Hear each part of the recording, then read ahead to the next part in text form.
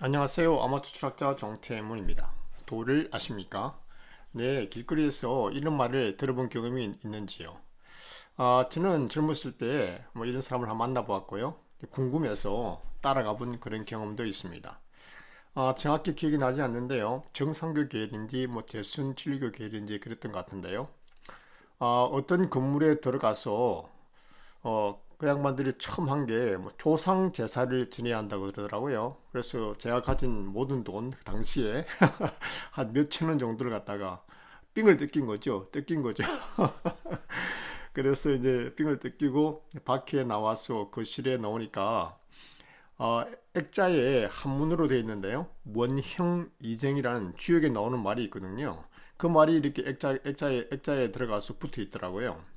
그래서 이제 제가 이제 당신들의 돈은 무엇이고 저 원형 이쟁이란 말이 왜 저기에 붙어 있는지 이렇게 물어봤죠. 그런데 대답을 잘 못하더라고요. 잘 못해요.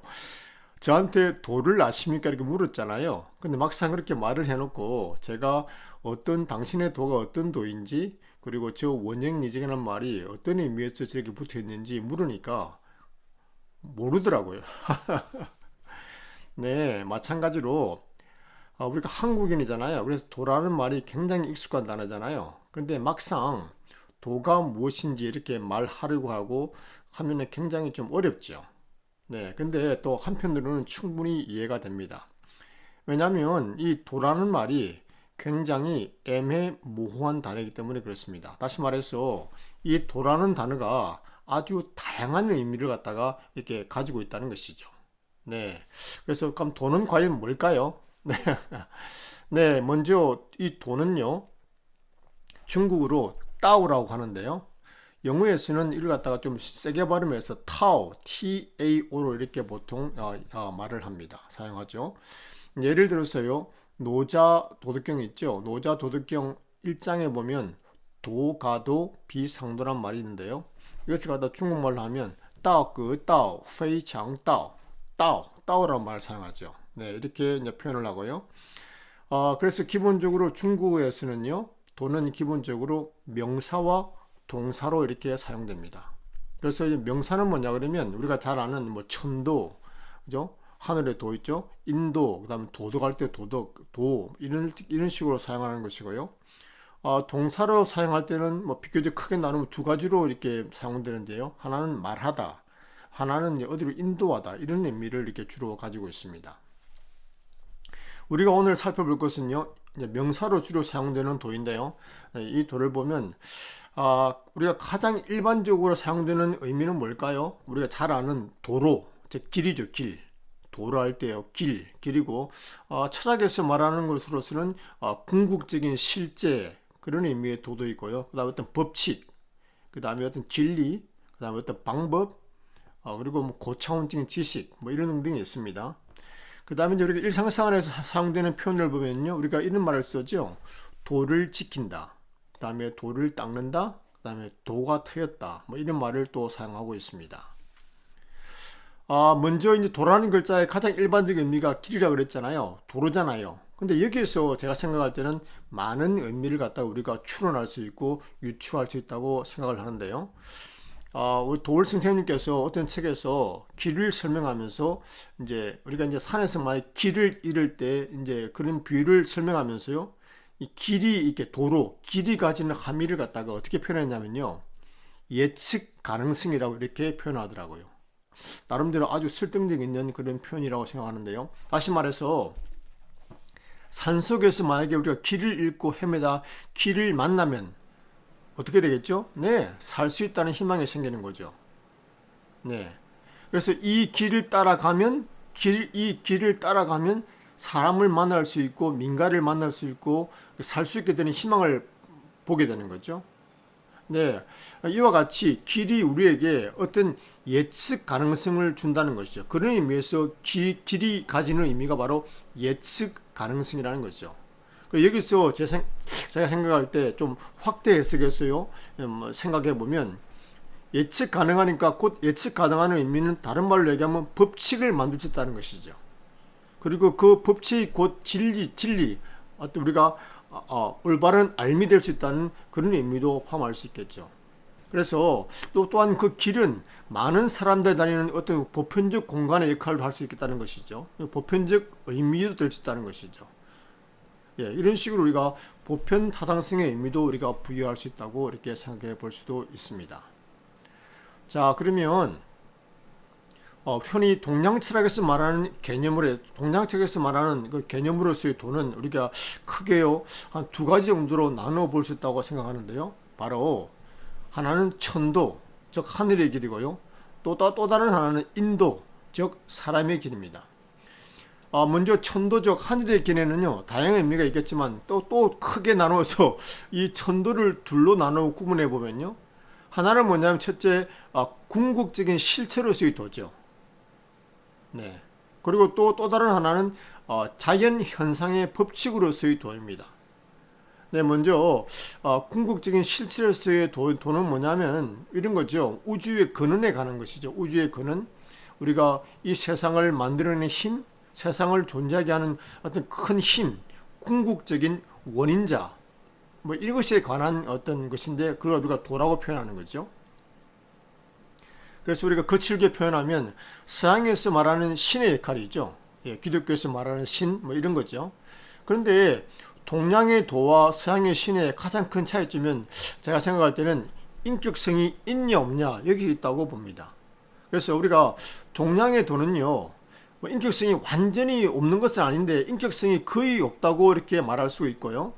그런 의미에서 이제 좀 다르다는 것이죠. 많이 다르죠, 서양과요. 그래서 이러한 궁극적인 실체로서의 이 도는 우리가 흔히 이제 도가라고 그러죠. 도교와 연결되는 도가, 그다음 음양가, 그다음에 도교, 그다음에 불교, 그리고 또 신유학 있죠. 뉴 컨퓨셔니즘, 이런 계열에서 이런 이제 궁극적 실체의 도를 잘 다루고 있거든요. 그래서 여기서 잘 드러나고요.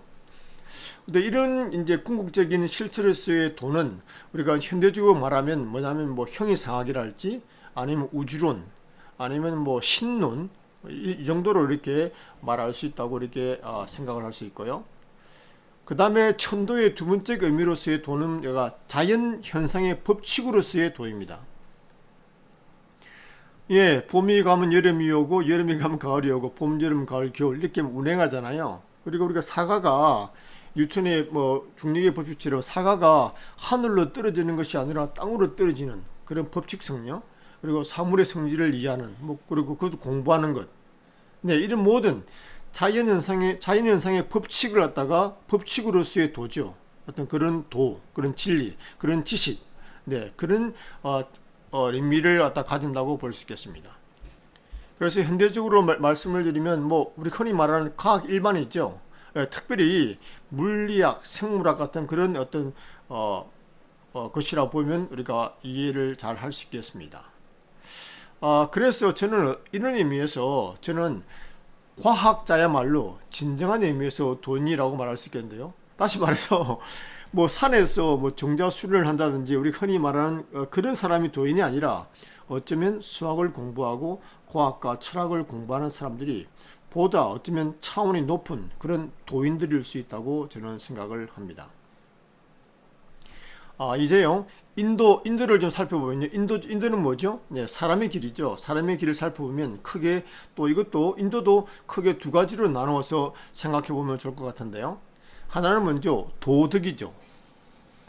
하나는 도덕이고요. 또 다른 하나는 자기 수양이라고 저는 생각을 합니다. 먼저 도덕으로서의 도는요, 뭐냐면 우리가 잘 아는 유가, 즉 유교에서 말하는 인의 예지와 같은 그런 도덕이죠. 네, 사람과 사람 사이에 지켜야 할 윤리 같은 것을 말하는 것이죠. 예, 특별히 이제 제가 생각할 때 우리 한국, 특히 한민족은 비교적 도덕성이 높은 민족이라고 저는 생각을 하는데요. 아무래도 유학, 주자학의 영향이 컸다고 저는 생각합니다. 물론 주자학의 나쁜 영향도 아주 많았지만요. 기본적으로 조선 500년을 지배한 주자학의 영향이 컸다고 말할 수 있겠죠. 그런데 이러한 도덕으로서의 도는요, 다분히 이론적이잖아요. 그래서 이것을 기반으로 해서 실천적인 도가 바로 제가 생각할 때 두 번째로 자기 수양의 도라고 생각을 합니다. 예. 그래서 도의 이제 인도의 측면에 도덕으로서의 도, 그 다음에 두 번째로 자기 수양의 도라는 의미가 이제 있게 되는 거죠. 그래서 이 도덕과 그 다음에 자기 수양은 동전의 양면처럼 이론과 실천을 갖다가 이렇게 말한다고 볼 수 있겠습니다.